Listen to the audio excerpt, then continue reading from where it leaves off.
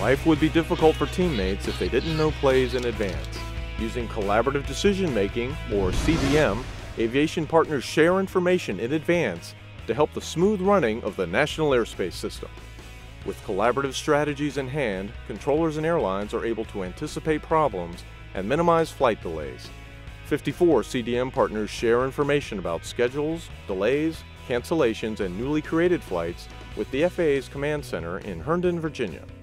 The Command Center monitors airport arrival and demand information, taking steps to reduce delays. From pushback to landing, collaborative decision-making shares information for each phase of flight. We came to the Command Center to see how the FAA and the airlines work together to reduce flight delays and help plan for special events like the Super Bowl. Collaborative decision-making started with tools and processes, but over the years it developed into a culture or philosophy on the floor. Prior to collaborative decision-making, we would put out initiatives, ground delay programs. We would put out reroutes without contacting the customers. And when they found out about it, it would be through an advisory. Now, present day, we call the customer before putting a ground delay program out. We have discussions on what they plan to do, what we plan to do. We look at the rate, we look at the weather, and we have this discussion together to come up with the best initiative for that issue. We want to provide information, and we also want to get that information back. We can make better decisions through collaboration. We find that the more we collaborate, the more we know, and the more we understand those folks that we're working with, we're able to make better decisions. CDM is really exploding throughout the world. Weather is a big part of CDM. When bad weather or other problems hit, the FAA provides reduced capacity airports a more accurate picture of flights thanks to shared information from business aviation and airlines. The airlines share scheduling operation data, weather data, arrival and departure delay information, airport matrix, flight planning data also. Through the CDM process, it allows not only the airlines but also the FAA to basically make decisions on a common situation awareness type of platform.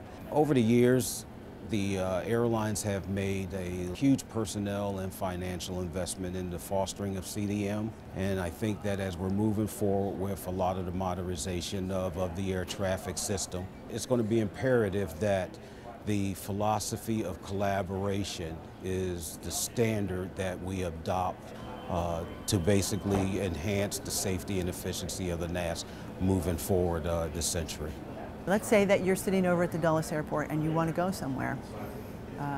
The folks in the tower find that an aircraft has just taken off. Maybe a piece of something has fallen off the aircraft. It's on the runway, and now we can't use that runway. If those folks over at the tower don't get that information to us, we don't know that we should reduce the arrival rate, that we should expect to see departure demand decrease for a period of time, or at least departure throughput decrease for a period of time.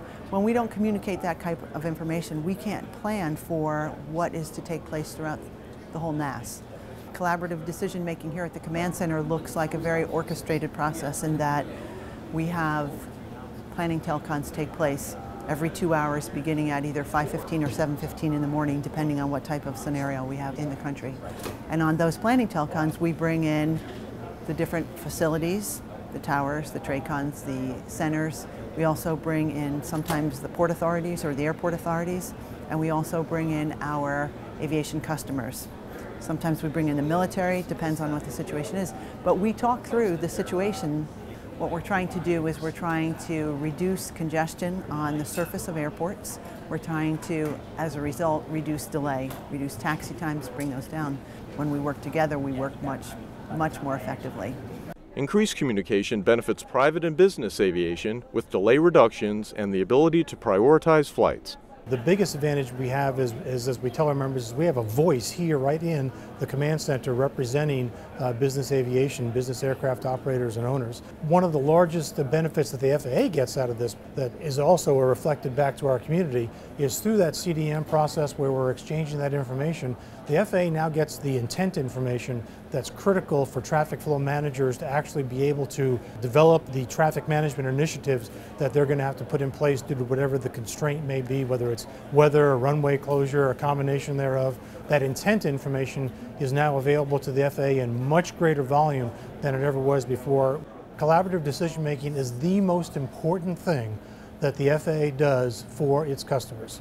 And I say that because it's the only environment here in the command center or on hotlines, whatever the case may be, it's the only environment where customers have an opportunity to interact in real time with the FAA to influence the impact that the system is about to have on their business model.